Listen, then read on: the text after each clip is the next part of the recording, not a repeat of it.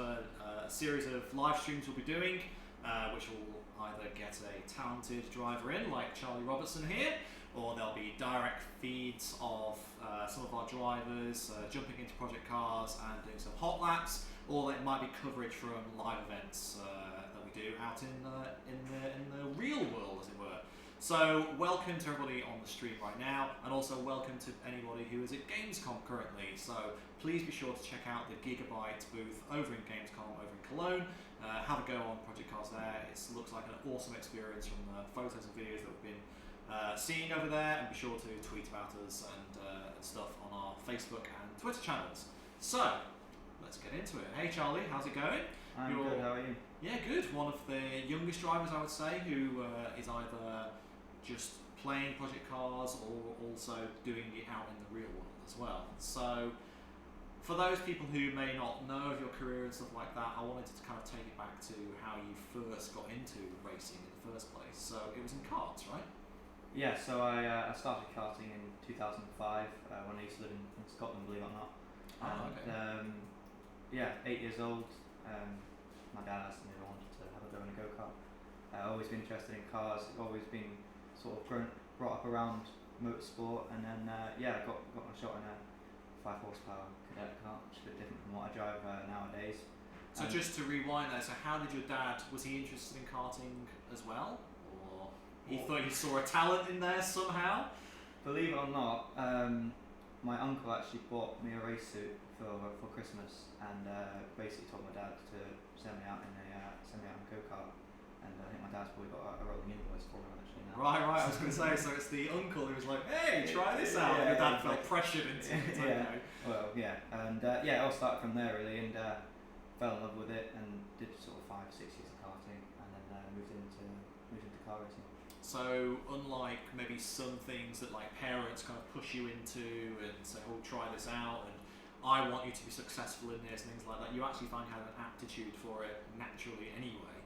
Were there other kids of your age doing the same kind of thing? People in your school and stuff? Never really in terms of school friends, not really. No one ever really kind of understands when you're at school what you do when you're doing motorsport. They all think you go indoor karting on a weekend, which isn't really what it is.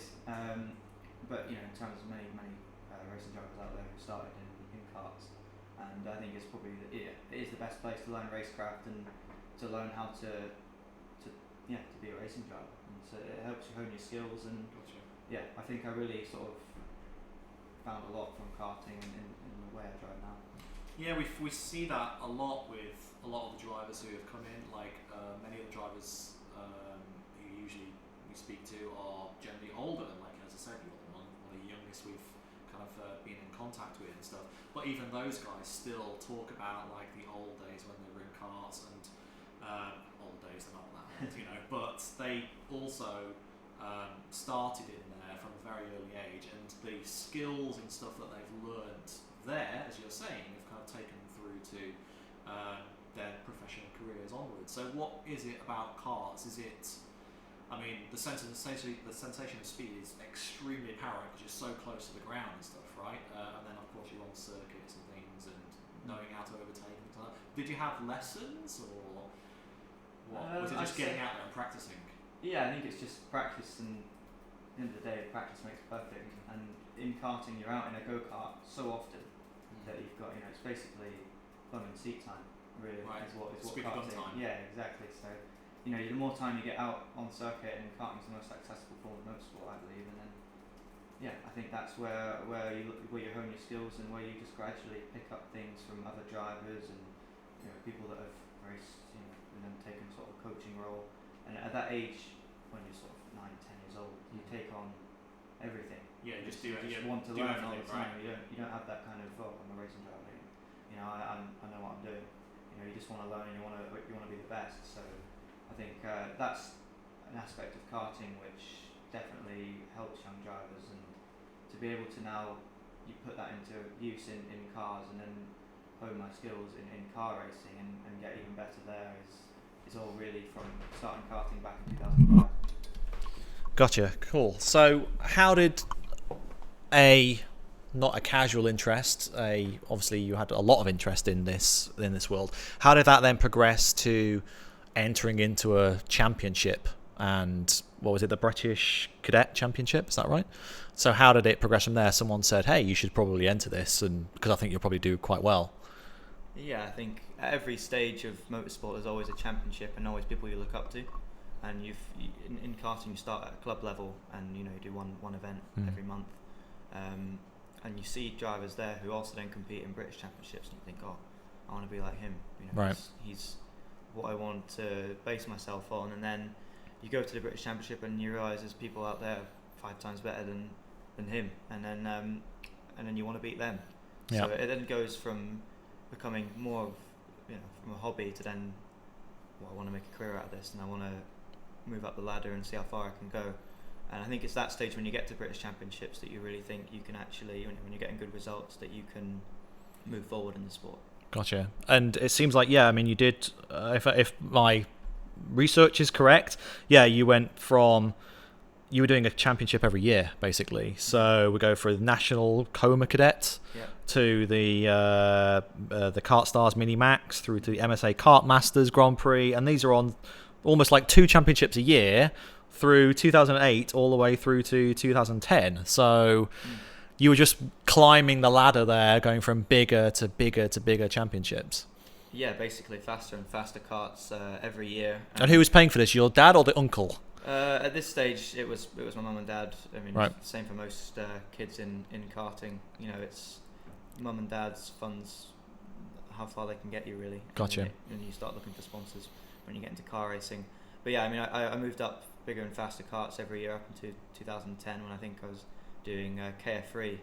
I think they had about 30 horsepower, 35 horsepower, and propelled you along about 95 miles an hour, which was fairly fast when you right. When you don't weigh that much, when you weigh about Gotcha. 40 kilos. So it's it was a mega thing to do. And did you have any major incidents during those early years, or nothing that kind of threw you off the horse, as it were? Do you know what? I never rolled a go-kart, and I think I was kind of lucky not to. A lot of people roll go-karts, and I was always kind of worried that I might, but I managed to do the whole of my karting career without ending off my head at any point, which is pretty rare. Okay. Cool. But yeah, everyone's had a few shunts here and there. But you just bounce back, and you always, if you care about the sport enough, you're always going to want to get back on it and prove that you can bounce back from stuff like that. Gotcha. So we're at about 2010. It's almost like this is your life, this kind of interview. So we're at kind of like 2010, 2011 time. So what's the thing that makes you jump from karts to Ginetta, therefore? Budget, I think. Right. Ginetta offered like a hugely affordable car racing series with a massive amount of support and coverage, and it was just a no-brainer, really, looking back at it. So were you aware of Ginetta and what those guys do and the path that there is there with Ginetta, or were they scouting you and things like that? I mean, I only became aware of Ginetta through reading, I think it was Autosport magazine at the end of 2010, when the G40 was the racing car of the year. Right.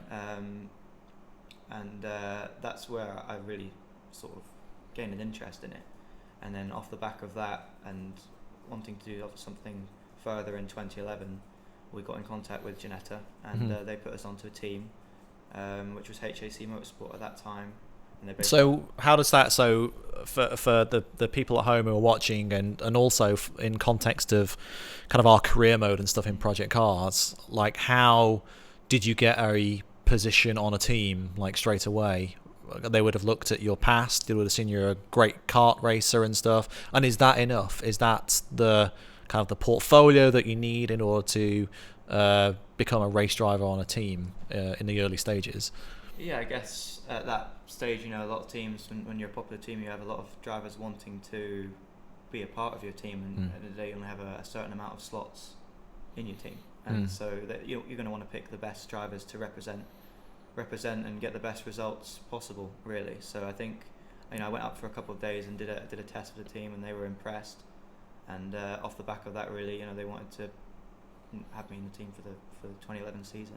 Gotcha. And that was my first ever season of car racing, and first weekend at Brands Hatch, it was pretty scary when you've got British touring car crowd and 40,000 people on the inside of outside of Paddock Hill Bend, and you'd never experienced crowds like that, never experienced live TV coverage. So pressure's definitely on when you're 14 years old and Yeah. it's a bit daunting. And I'm sure the commentators and the surrounding things were saying, "Oh, the new rookie who's on." Exactly. Okay. So it is a bit like that, but then on the other hand, you're a rookie and you've got nothing to lose really, and you're only out there to prove yourself. So the pressure's off a little bit because no one's expecting massive things.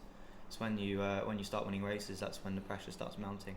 So what car were you in at the time during that Ginetta series? Junior car. So right. There's a 1 mix series. Yep. G40. They're still racing now. Very similar to what they were when I started. Mm-hmm. Grids of 20 plus cars. A second between the top 20. Gotcha. It's it's as close as it can really get outside of karting, I think, in car racing. And if you ever see it on ITV4, it's pretty much probably the most entertaining race series I think I've ever watched. And to be a part of it is, it's pretty crazy when you've got an 8-lap race and you get overtaken, and you overtake about 20 times probably. Okay, if we can kind of maybe go back in time then a little bit, let's jump into Project Cars and let's see if we can maybe recreate that first sensation, that first car that you're in on that particular track. So just give me 1 second. Put my phone there. So we do have the G40 in Project Cars. So if you want to just do some selection, my beautiful assistant Joe just slightly off camera there. Like every magician, they have to have an assistant, right? And this is how the magic happens. Let's go Brand's Indy. First track I ever raced. So I think we've said internally in interviews and things like that, Brands Hatch, the Indy circuit in particular, is one of our favourites as well. It's really fast. Yeah. Depending on what car you're in, it's a lap time of 50-ish seconds. About 56. Right. It's got elevation, so that's always fun.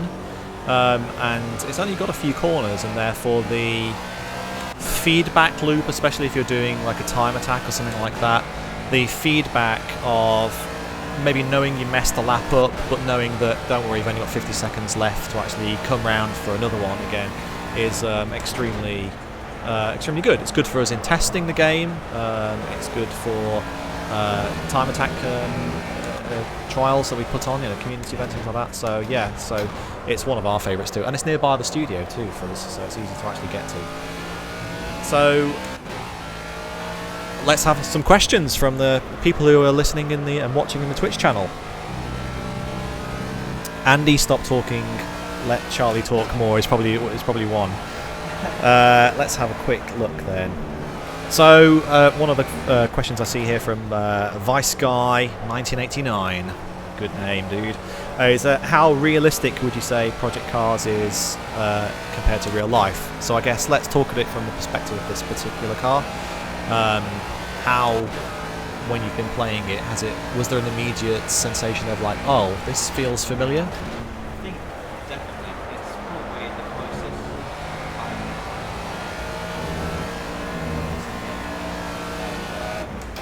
G4 is very realistic in terms of the road time. You've got start the whole time. I think it's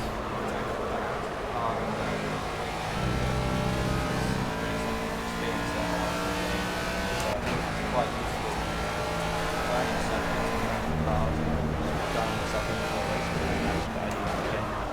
A fair amount to get into sort of frame of mind, so Okay, that's cool then. When you actually sat in a car, like one of the sensations for me particularly is the sensation of G-forces. Like the heat of being in the suit, the heat of being in the helmet and everything, and then also that kind of claustrophobic feeling and being pulled by the G-forces whenever you accelerate and stuff like that. So what kind of, because you're a sim racer yourself, right? So what kind of rig do you have at home? To be honest, I've got something very similar to this. I've got a Logitech 229 on a play seat, just a single screen in front of me. But in terms of sim racing, you can never, unless you spend a fair amount of money, you can never really replicate real life in a fair way. Unless you sit there and race it with the heating on in the house. So In terms of, I think you only use it to a degree in terms of learning circuits and getting your eye in. I think, but then in real life, you've got everything to take into account. Like I said, the heat, G-forces, like for example, Paddock Hill. Just then, you get that kind of feeling in your stomach when you go down there the first couple of times, and taking a sim, that's really hard to learn. Gotcha. Okay, just take the laptop back one time. I'm just going to increase the volume on the microphone here. It is right in front of my face, but obviously it's not that high for some people who are watching. So if you just want to pull over or pull back into the pits, then we'll make a quick pit stop, exactly. And we'll get our technicians to improve the audio volume as we come in. One question I saw in the chat there was, are there, what is your favourite track? So if you just give me 5 seconds, have a think about that, and we'll just quickly increase the volume level.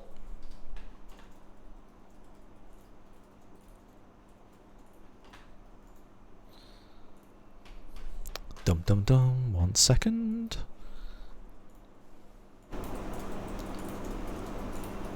Andy, they're saying they can hear you. That should be better. So Oh, I guess I'm going to be extremely loud now. you have to just get the mic closer Okay. to Charlie when you speak. I'm going to have to push this right into your face if that's alright. We've only just met, so this might be a bit awkward, but yes. So favourite track? Steering wheel doesn't work. Wait a minute. Oh, okay. Let's jump out. My favourite track's probably got to be Le Mans 24-hour circuit. I raced on it the first time this year in the Road to Le Mans support race. That was in the LMP3 car, right? Yeah, that was in the Ginetta LMP3, and wonderful circuit to drive.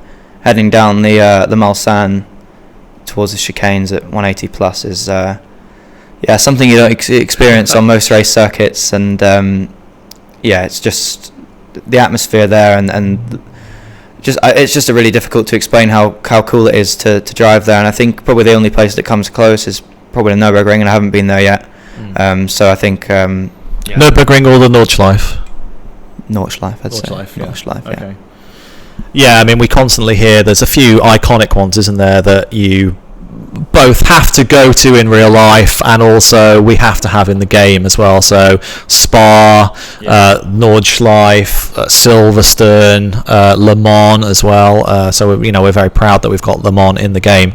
So when you were saying about the Mulsanne Straight, so how many times had you driven that particular straight before the actual race in practice, presumably? Yeah. Hopefully. Yeah, I mean, because the track's 4 minutes long, it's pretty difficult to get a massive amount of practice in, really. So, I probably did it about 10, 12 times for the actual race. Put it on second on the grid. Testament to the Ginetta, it felt amazing. And managed to get in the lead from lap 1 on the first corner over to Martin Brundle, and pulled away. And just a fantastic event to be involved with, and to be able to lead sort of 7-8 laps around the Le Mans circuit was something that I've kind of definitely dreamed about since I started. And to make that dream come true is something very special. And there's a lot of people, a lot of Ginetta guests watching, and they're all cheering me on. So there was a really great atmosphere to be able to sort of bring that to them and show that the Ginetta's a very fast racing car. What was the mentality you kind of went in with? Was it to win? All you guys are super competitive, we know that. We can't trust you guys with a social or a non-competitive environment. Everybody wants to win, everyone wants to get the fastest lap, things like that.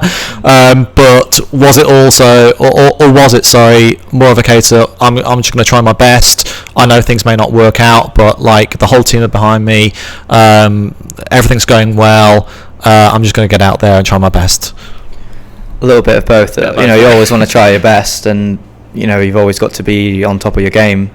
And I wanted to win, and I wanted to get into the lead, and that's what I did on the first lap. I kind of literally the night before, I'd done that move in my head about hundreds of times, just preparing for it. And it's pretty rare in motorsport that you kind of hope something goes that way in terms of a start, and you can never really predict it. But this time it seemed to go remarkably well, actually, and it all went exactly how I planned it, which was probably the first time it's actually ever happened. And yeah, got into the lead and pulled away, so it can't really go much better than that. Okay, cool. Right, back onto the track again.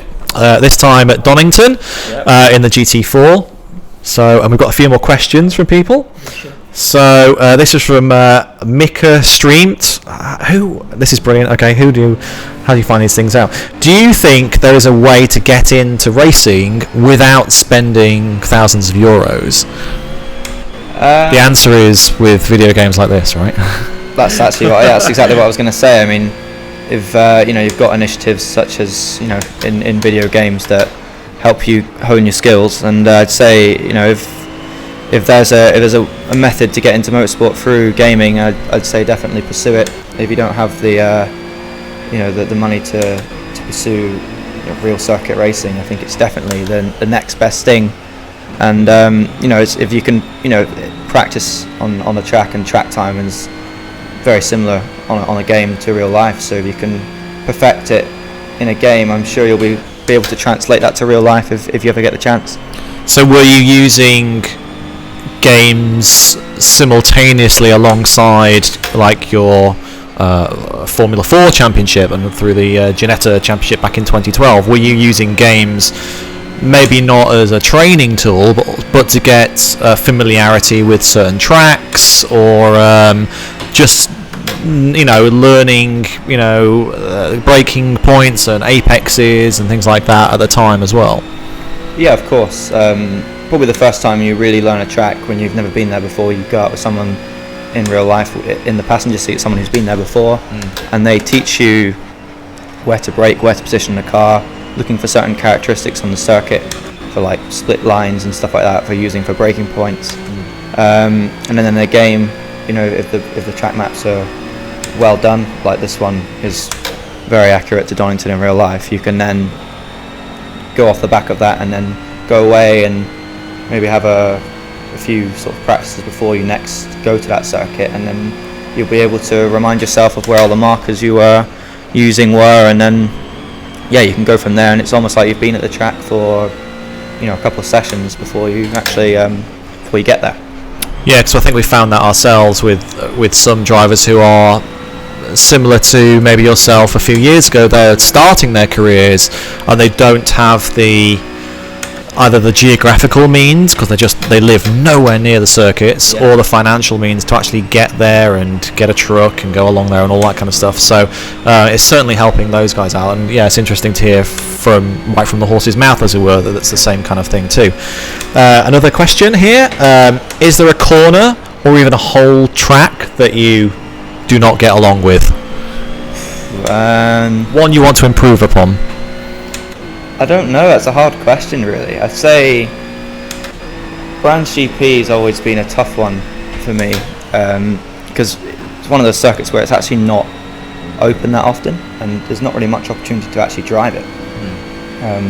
So I'd say sort of the last sector around there is somewhere I'd like to improve, simply because I haven't really had the track time there.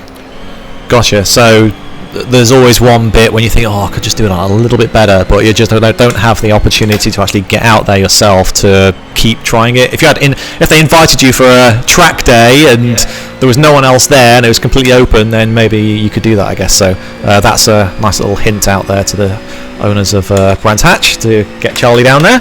Another question is, how hard is it to maintain spatial awareness when actually driving? So I was talking about like the claustrophobic kind of feel, and how the seatbelt is encasing you in there and you've got your limited view inside your helmet. So I guess the question is saying, how hard is it to keep aware of cars behind, cars at the side, cars overtaking that are in your blind spots? How do you personally deal with that? Yeah, I'd say it's something that comes with experience. Probably the toughest I've ever had to deal with that is ELMS last year, because you've got GT cars that are slower than you, and then you've got LMP2 cars which are passing you. Yep. And so you're looking in both directions. And so who is informing you of that stuff? Yourself. You've got your mirrors. So you've just got to know, you learn where the different category of cars are faster. For example, the LMP2 cars will always have better braking capabilities because they have carbon brakes. and you'll expect them to come by on braking zones, and you've just got to kind of keep one eye in the mirror out of every corner, which is what I kind of got used to doing, and it teaches you that. And then you get used to looking behind and looking forward at the same time. That sounds a bit strange, but it is sort of a game of glancing back and forth to really make sure you're confident you can turn your car in without there being someone shoved up the inside of you, which probably wouldn't be ideal. And there must be occasions where it's a balance, isn't it, where you're like, hang on a minute, I'm on a hot lap right now, I'm doing really well, I don't want to pitch over because I'm in the zone right now. But I guess it's a matter of respect, isn't it, the racecraft you were talking about back there. Another question, which is, what has been the best car you've driven in your career in terms of both driving enjoyment and adrenaline? I'd say the Ginetta G57 is probably the most enjoyable car I've driven. So we saw this at Autosport ourselves, and it looked like an absolutely fantastic machine. So yeah, I totally agree with you. Go on. Yeah, it's an absolute weapon, to be honest. It's basically LMP2 spec, maybe a little bit quicker.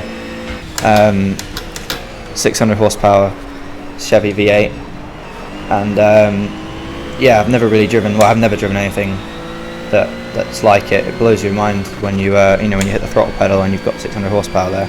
And then it's got aero capabilities that also kind of beyond belief, and then it puts the lap time down, which you're fairly impressed with, and then it's just improving on that. You think that was fast, and then you can find out you can go like 2-3 seconds faster when you get used to it. So it's a car that I've been driving for most of this season, and I'm still learning every time I go out on it and improving. So I think it's certainly a car that will has a bright future ahead of it.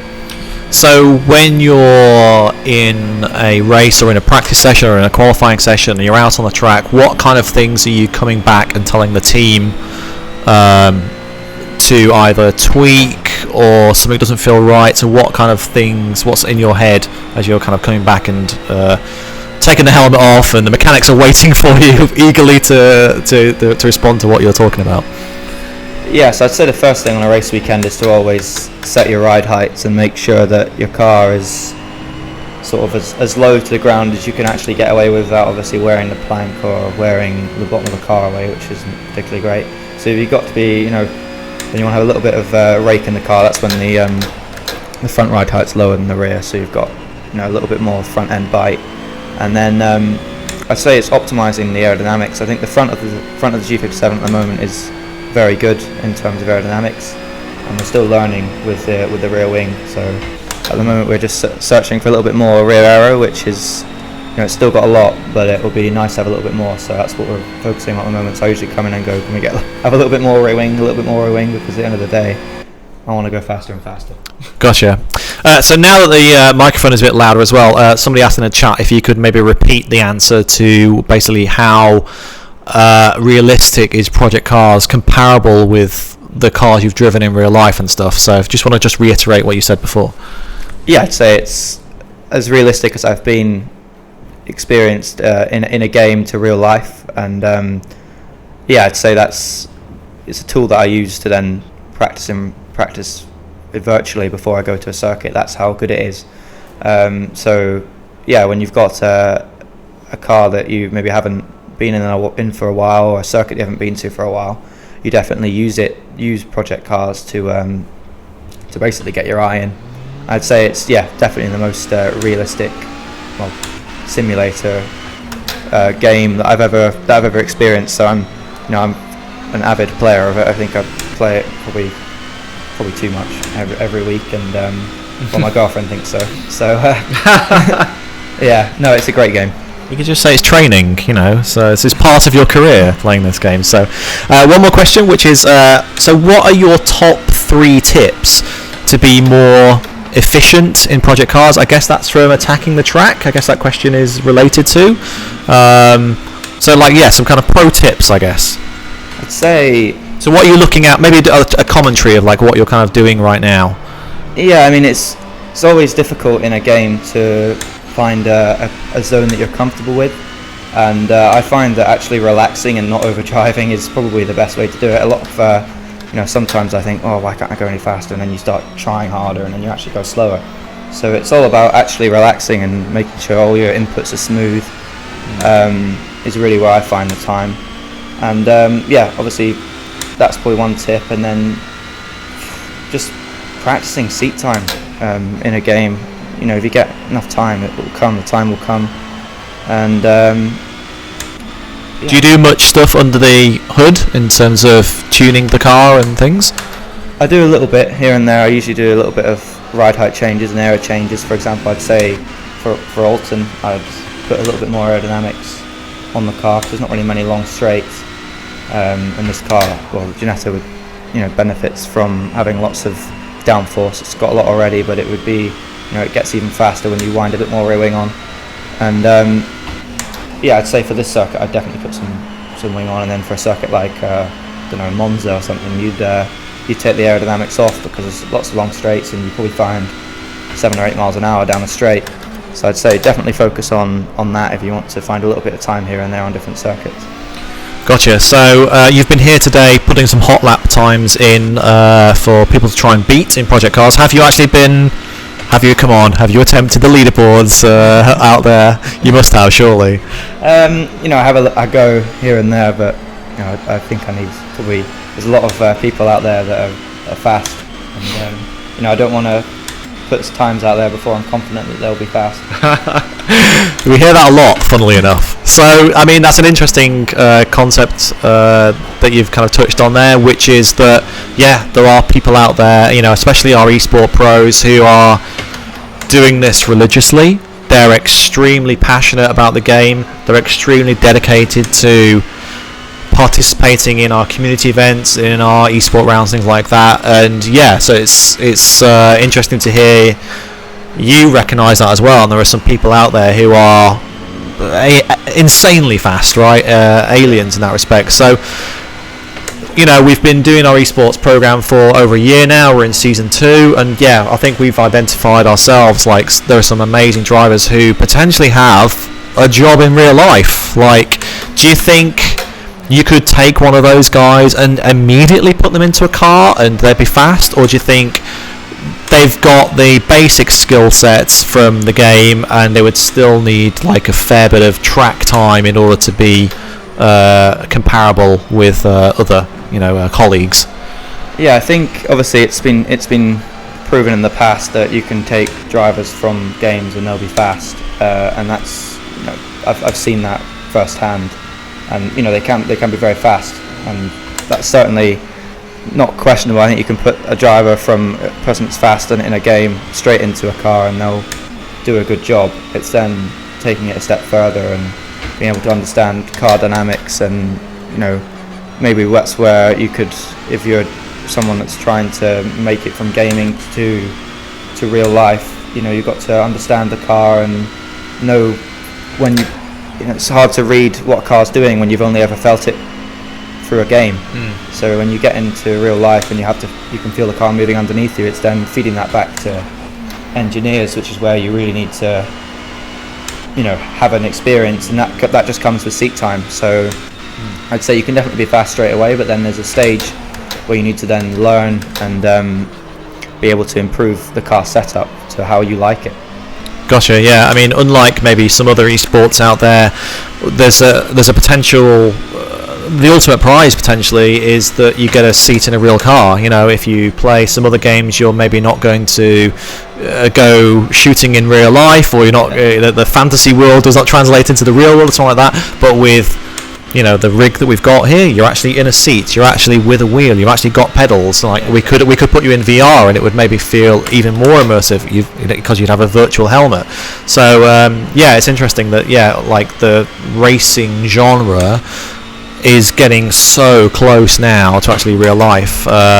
Like you've come up through karts and also sim racing in your personal experience, and are now racing out in real life. And I firmly believe, and I think we're in sync, aren't we, that there's some people out there who potentially could be the next fastest driver out there.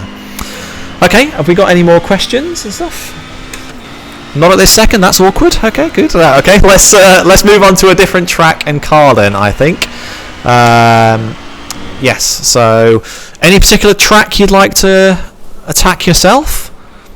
I think we should just put me on anything, any circuit. Any circuit. Okay then. Oh, it sounds like a challenge. Getting cocky now. I like it. It's good. It's good. Playing a Ginetta, but any circuit. Any circuit. Just down all that mouse. Oh, no. Good old 7 a minute. We want to show Charlie in his best light here, so it's not something which could potentially cause issues. Oh, what do we got? Let's go Bruno. Interesting. Yeah.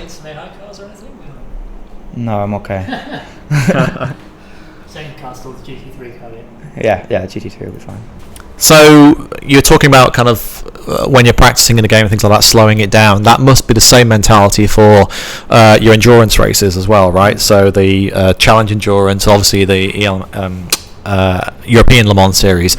So how is the mentality for yourself going into one of those, long format races compared to a shorter race where, I'm not saying that you know it, but you are more familiar with that kind of thing?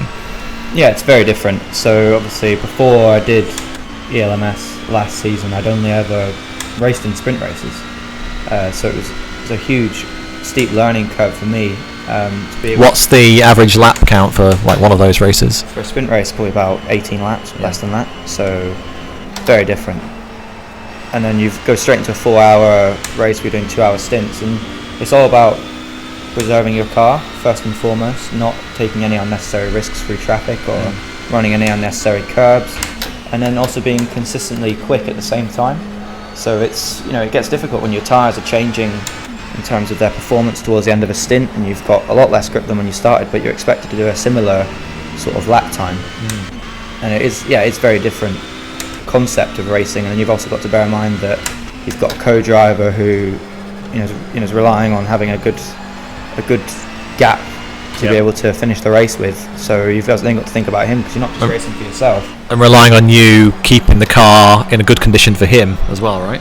Yeah, exactly. I'm not just racing for him, not just racing myself, but I'm racing for him as well. So it is very different in terms of mentality. But I also think the racing's a lot cleaner. It's a lot different in that respect, because there's a lot more respect out on circuit, because at the end of the day everyone wants to make it to the finish, and usually if you make it to the finish 4-hour race or longer without any problems, you'll end up getting a good result and hopefully a podium.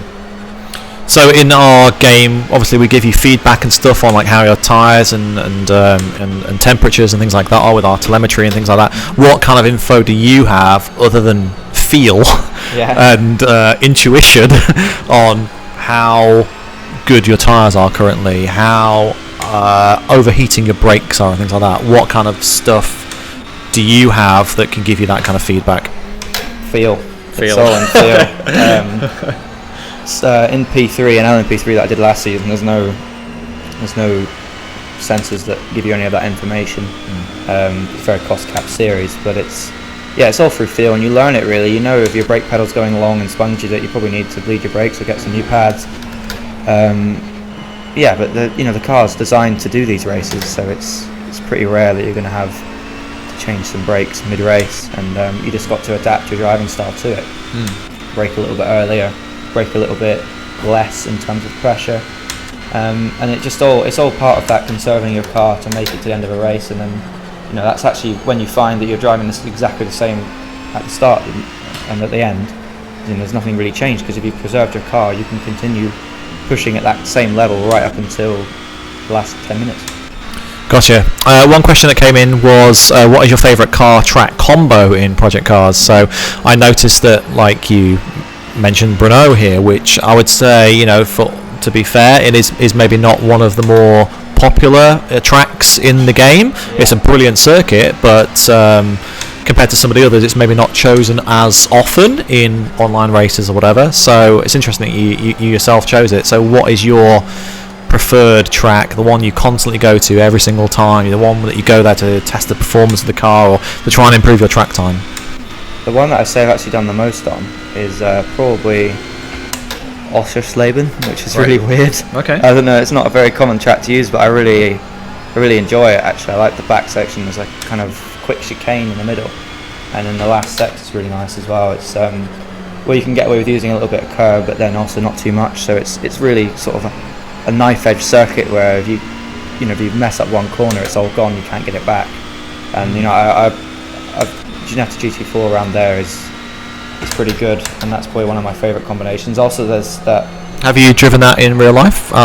Never in real life. It's strange because I've obviously driven the GT4 a lot, but never outside of the UK. So it's strange to take somewhere like that, but it seems to work, and I like it.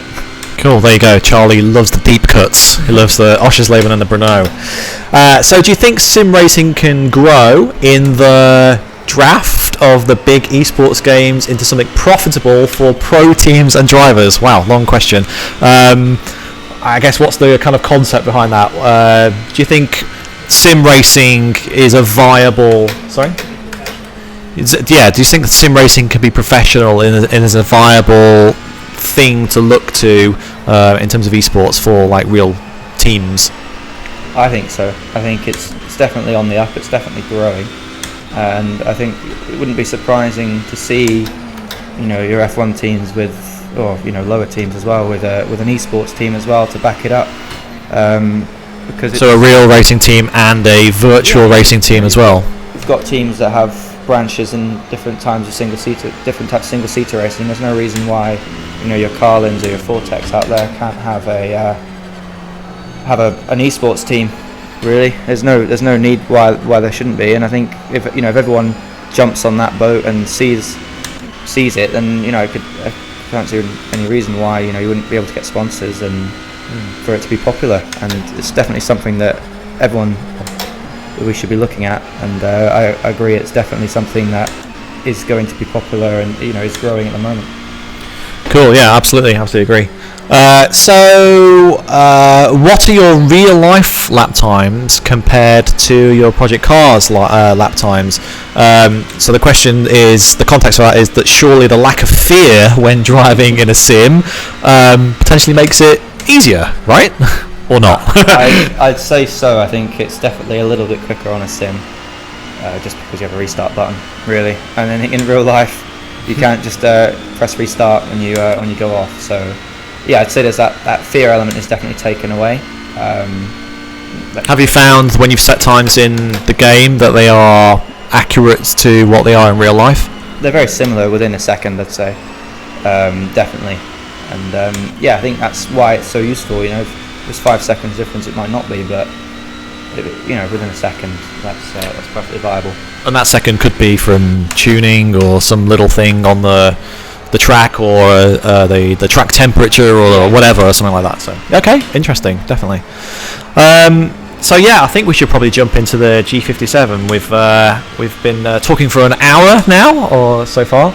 Except we don't have the G57 in Project Cars, so but yeah, I know I'm getting ahead of myself. I wish we did, but yeah, let's talk about the Asian Le Mans Sprint Cup that you're in. So how was that going over to a completely different part of the world to participate in that?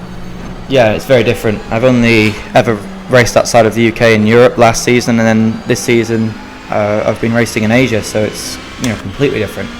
And it's been pretty awesome racing in the Asian Le Mans Series Sprint Cup. Done the first 2 weekends with my teammate Ate de Jong, who's a proud owner of a Ginetta LMP3 and a fast Ginetta LMP3 at that. And last weekend in Sepang, Malaysia, we got our first win and Ate's fourth ever car race, so it's pretty amazing. Great circuit out there as well. Be a good addition to Project Cars, I think. And then it's just been a bit of a roller coaster, but it's definitely worth all the long haul flights and the testing to be able to convert that into a result. First win for Ginetta LMP3 in Asia, which is amazing against our rivals, and then got the endurance series to look forward to as well. So Sprint Cup is only 2 1-hour races on a race weekend, and then the main series kicks off in about 2 months' time in China, Zhuhai, which is 4-hour races. So literally very identical to the European Le Mans series, except it's in Asia. And a big LMP3 following, hoping for 15 plus cars in the class. So it's definitely going to be close, and hoping that Ginetta can come out on top. Cool. So I think it's worth saying that obviously Charlie is factory driver for Ginetta, and I think it's easy to see why. So can you let me know if this sounds right? So raced over 100 races. Yep. Won 27 of those. Yeah. Got on the podium 62 times out of those 100. And 30 pole positions. Does that sound about right? Is the internet correct with those kind of stats? Yeah, that sounds pretty good. I'm pretty happy with that. And, yeah, it's been those 100 races go fast fairly quickly, especially when you're doing Super Cup in 2014 when you've got 30 races in 1 year. So yeah, it's been amazing to be able to race Ginetta in most of those 100 races really, and to get multiple wins is something I could really have only ever dreamed of as a kid, and to be a factory supported Ginetta driver is amazing. One of I think it's probably one of the youngest works drivers in the world, so it's a dream come true, and I'm loving every minute of it, and improving all the time as well. It's a perfect stepping stone for me to show what I can do, but then also improve from I know I can be fast in a car, but then it's improving my technical understanding of things, and being involved at the factory and understanding how the cars are made and being involved in that process and having an input into it definitely broadens my perspective in motorsport. Yeah, so I think people probably know, people understand what a racing driver does in terms of preparation for a weekend, turning up on the day, going through practice session, testing, qualifying sessions, the actual race itself. What's the other part of the actual job? What does a factory driver actually do? Maybe take me through a day potentially of like what you may do on a non-racing day. Hitting the gym, right? Yeah, well, training's definitely involved, as it is for all racing drivers. In terms of what I do, I'm at the Ginetta factory 5 days a week. Also coaching drivers coming through the Ginetta ranks. So it's the Ginetta Racing Drivers Club, getting involved in sort of sitting beside people and basically helping them to improve what they're doing. That's part of what I do. And then just trying to gain a more of an understanding of Ginetta and how it works. I think it's just making sure that I can be the best I can be in a car, obviously, through gaining a technical understanding and being involved in all kinds of things. So I think I've been involved with helping make new steering wheels for cars, for the prototype. Cool. New kind of F1 flashy thing, which looks really cool, and I really want to drive with it on as well.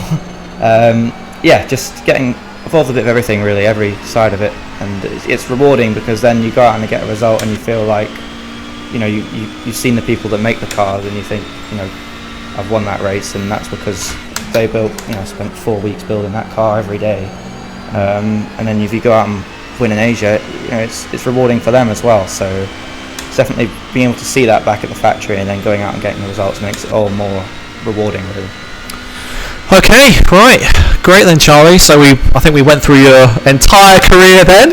Went through most of the Ginettas in the game as well. And yeah, I think it's interesting for people to hear kind of your thoughts on sim racing and the esports scene and how to get into racing, as well as actually what a factory driver does. So I hope we've covered that for the people who are out there watching. So thanks once again, Charlie, for coming in. I think you've maybe got a few more hot laps to do before you head back home again. Yeah, I'm but going home. You're not going home until you beat this track, right? So yeah, thank you for everybody at home who's been watching. You'll be able to watch the stream recorded back at a later date as well. But for now, thank you all, and stay tuned for more live streams coming in the future. Thank you. Bye.